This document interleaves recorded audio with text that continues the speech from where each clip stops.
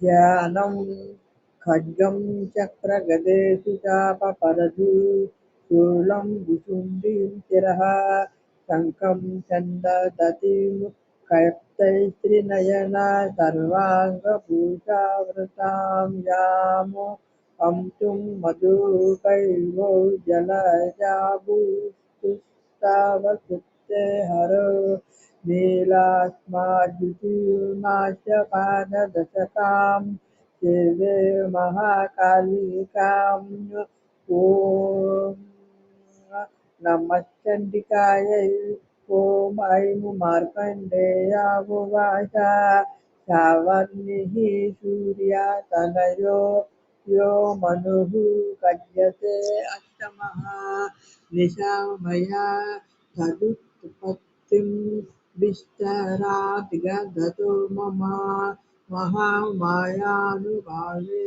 यदा मन्वन्तराधिपः स बभूव महाभागः सावर्णितनयो रवेः स्वारोचिषे अन्तरे पूर्वं चैत्रवंशसमुद्भवः शरदो नाम राजा अभूत् नमस्ते ऋतुमण्डले तस्य पालयतः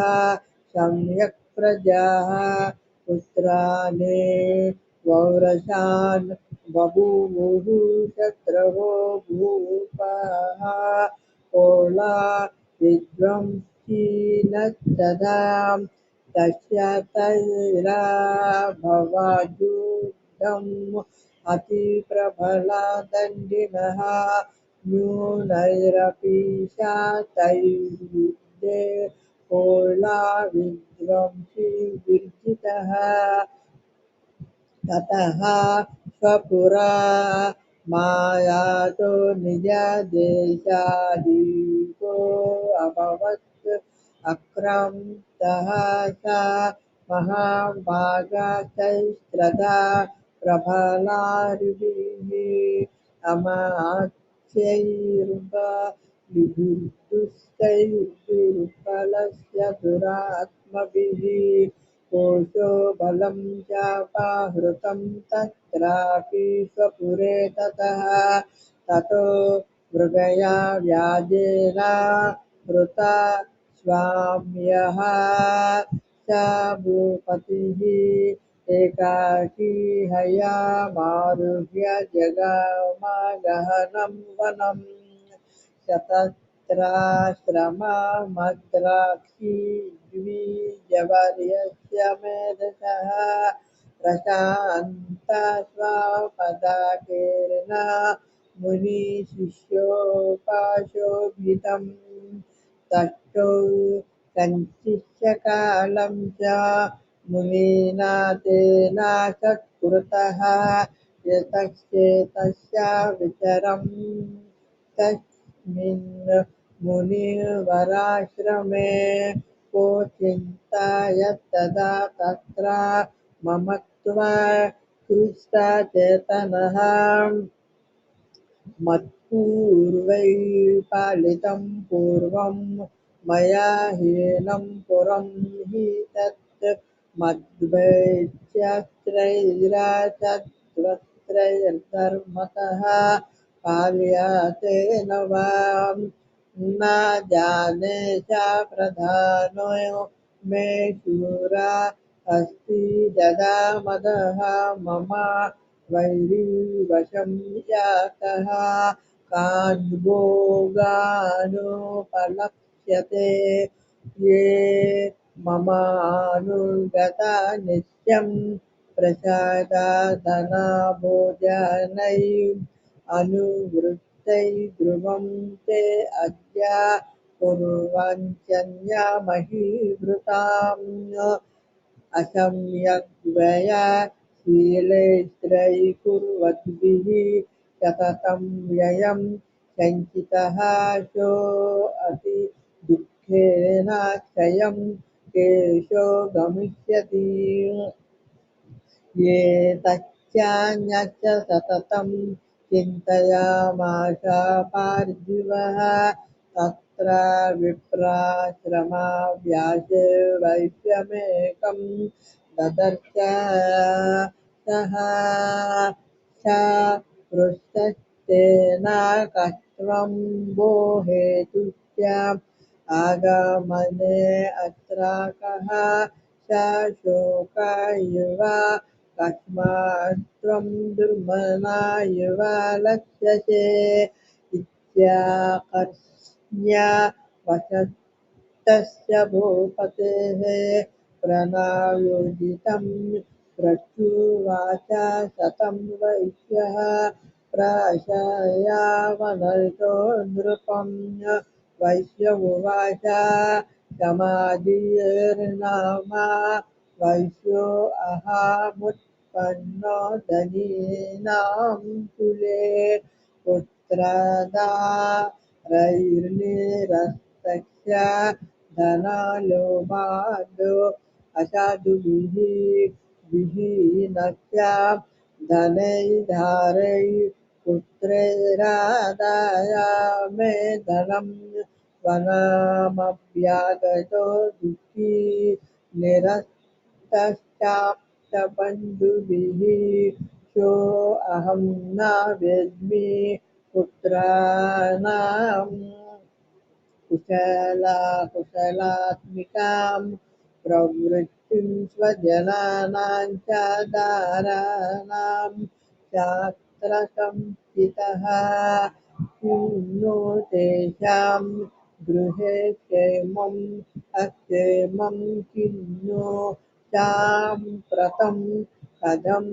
ते किं नो षड्वत्ता दुर्हत्ता किन्नु मे सुताः राजोवाच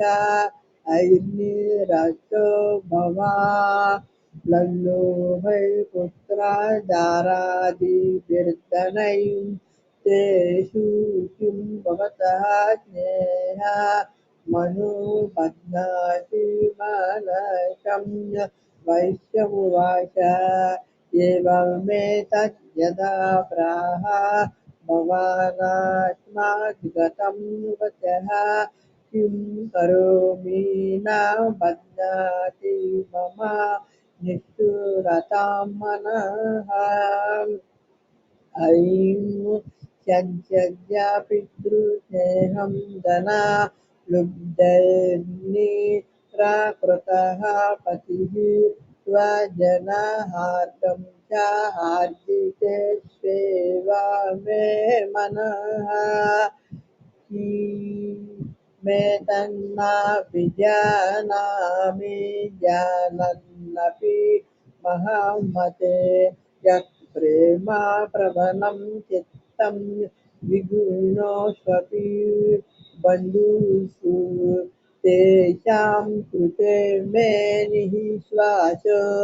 दौर्मनस्यं च जायते अरोमिं किं यन्न मनस्वेष्वप्रीतिषु निष्ठुरं मार्कण्डेय उवाच ततश्चो सहितो विप्रा तं मुनिं समुपस्थितो समाधिर्नाम वैश्यो अशोच पार्थिवा सत्तमः कृत्वा तु तौ यदा न्याय्यं यदार्हं तेन संविदम् उपविष्टो तदा कश्चित् चक्रतुर्वैश्य पार्थिवो राजोवाच भगवं त्वामहं प्रस्तुमिच्छाम्येकं वदस्व तत् दुःखाय यन्मे मनसः स्वचित्ताय तां विना मम त्वं यत राज्यस्य राज्याङ्गे स्वकीलेष्वपि जनयितोऽपि यदाज्ञस्य किमे तन्मुनिसत्तमा अयं चायि कृतः पुत्रैः दारैर्विचेस्तदोचितः जनेन साकं त्यक्तः तेषु हार्दि तदाप्यति एवमेष तदाहं च द्वा व्यक्तन्ता दुःखितो दृष्टिदोषो अपि विषये ममत्वा कृष्णमानसौ तत्केनैतन्महाभागायन्मोहो ज्ञानिनोरपि ममास्य भवत्येषा विवेकानन्दस्य मूढता ऋषिरुवाच ज्ञानमस्ति समस्तस्य जन्तोर्व्ययगोचरे विषयश्च महाभागायान्ति शैवं क्रूधा क्रूधक् केचिद्दिव तथा रात्रौ प्राणिनः तुल्या दृष्टयः ज्ञानिनो मनुजाः सत्यं किं तुल्ये न हि केवलं यतो हि ज्ञानिनः सर्वे पशुपक्षिमृगादयः ज्ञानं च तन्मनुष्याणां यत्तेषां मृगपक्षीणां मनुष्याणां च यत्तेषां तुल्या मन्यत्तदोभयो ज्ञाने अपि सति पश्यैतान् पताकां च वशं शिशु कनमोक्षादृतान् मोहत्पीड्यमानानपि क्षुधाम् मनुषा मनोजव्याघ्रुषाभिलाषाः श्रुतान् प्रतिलोभात् प्रत्युपकाराय नन्वेतान् किं न पश्यसि तथापि ममता वर्ते मोहगर्ते निर्पातिताः महामाया प्रभावेन संसाराशितिकारिणा तन्मात्रा विस्मयः कार्यो योगनिद्रा जगत्पतेः महामाया हरेश्चैषा तया सम्मोह्यते जगत् ज्ञानिनामपि तेषां हि देवी भगवती सा बलादाक्ष्यमोहया महामाया प्रयुज्यते तया विसृज्यते विश्वं जगदे तत्सराचरं सैषा प्रसन्ना वरदा नृणां भवति मुक्तये सा विद्या परमां मुक्तेर्हेतुभूता सनातनी संसारबन्धा हेतुश्च सैव सर्वेश्वरी राजोवाच भगवान् काहीशा देवी मामायेति यां भवान् ब्रवीति कदा मुत्पन्ना सा कर्मास्यास्य किं द्विजा यत्प्रभावात् सा देवी यस्य रूपा यदुद्भवा तत्सर्वं श्रोतुमिच्छामि त्वत्तो ब्रह्मविदां वरा ऋषिरुवाच नित्यैव सा जगन्मूर्तितया सर्वमिदं ततं तथापि तच्च मुत्पत्तिर्बहुधा श्रूयतां मम देवानां कार्यसिद्ध्यर्थम् आविर्भवति सा यदा कल्पनेति तदा लोकेश नित्याप्यभिधीयते योगनिद्रां यदा विष्णुर्जागच्छे कारणाभिकृते अस्तीर्या शेषमावजत् कल्पान्ते भगवान् प्रभुः तदा द्वावसुरौ घोरौ विख्यातो मधुकैटभो विष्णुकर्णामलोद्भूतौ हन्तुं भ्रमणामुद्यतौ सेनाभिकमले विष्णोचितो ब्रह्मा प्रजापतिः दृष्ट्वा तावसुरौ चोग्रौ प्रक्षुब्धं च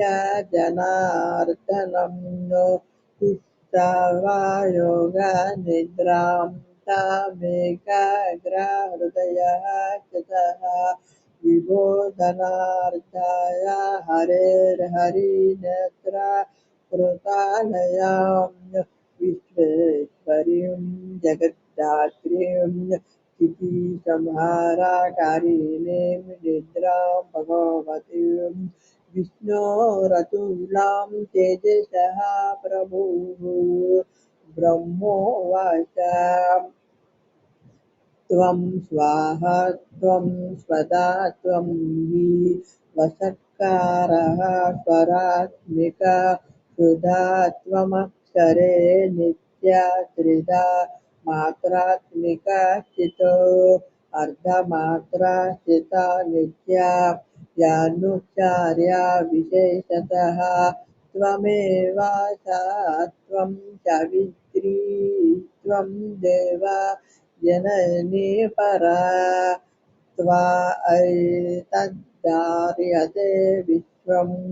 त्वाऽयैतत् सृज्यते जगत्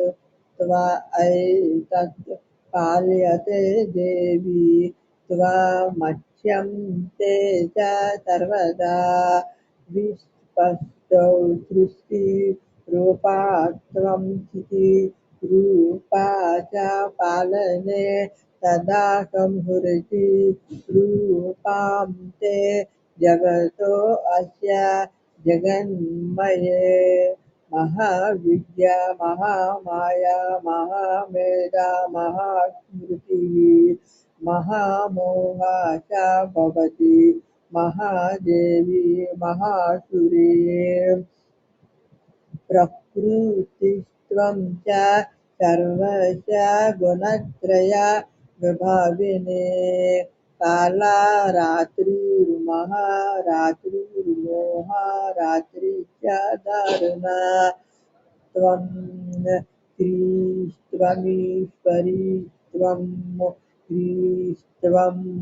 बुद्धिर्बोधलक्षणा लज्जा पुष्टिः सदा तुष्टित्वं शान्तिः शान्तिरेव च खड्गिने शूलिने घोरागदिने चक्रिणे तदा शङ्खिने चापिने बाणाभुसुण्डी परिजायुधां सौम्या सौम्यतरशेषा सौम्यव्यस्वती सुन्दरी परापराणां परमात्ममेव परमेश्वरी यच्च किञ्चित् क्वचिद्वस्तु सदा सद्वाखिलात्मिके तस्य सर्वस्य या शक्तिः सा त्वं किं पूयासे मया यया त्वया जगत् स्रष्टा जगत्पातात्यो जगत् सोऽपि निद्रावशं निरतः कस्त्वं सोऽसु मिहेश्वरः विष्णु शरीरग्रहणम् अहमीशानायैव च कारितास्ते यतो तस्त्वां कः श्रोतुं शक्तिमान् भवेत् सात्वमित्तं प्रभावै स्वैरुदारैर्देवी संस्तुता मोहायते दुरादर्शावसुरो मधुकर्टभो प्रबोधं च जगत्स्नामि नियतामकृता लघु बोधस्य क्रियतामस्य हं तु मेधो महासुरो रुचिरुवाच एवं स्तुता तदा देवी तामसी तत्र वेदसा विष्णुप्रबोधनार्थाय नेहं तु मधुकैटभो नेत्रास्य नासिका बाहुहृदये व्यस्तादरसः निर्गम्य दर्शने तस्थौ ब्रह्मणो अव्यक्ता जन्मनः उत्तष्टौ च जगन्नाथः तया मुक्तो जनार्दनः एकार्णवे अहिंसायनात्ततः सा ददृशे ततो मधुकैटभो दुरात्मानां पतिवीर्यपराक्रमो क्रोधाराक्षेक्षण वक्तुं ब्रह्मणां जनितो अद्यमो समुत्थाय ततस्ताभ्यां युयुजे भगवान् हरिः पञ्चवर्षसहस्राणि बाहुप्रहरणो विभुः तावप्यातिबलोन्मत्तो महामाया विमोहितो उक्तवन्तो वरो अस्मत्तो व्रीयतामिति केशवम् श्रीभगवानुवाच भवेतामद्य मे तुष्टो मम मद्यावभावपि किमन्येन वरेणात्र यथा वृद्धिः वृतं मम रुचिरुवाच वञ्चिताभ्यामिति तदा सर्वमापो मयं जगत् विलोक्य ताभ्यां गदितो भगवान् कमलेक्षण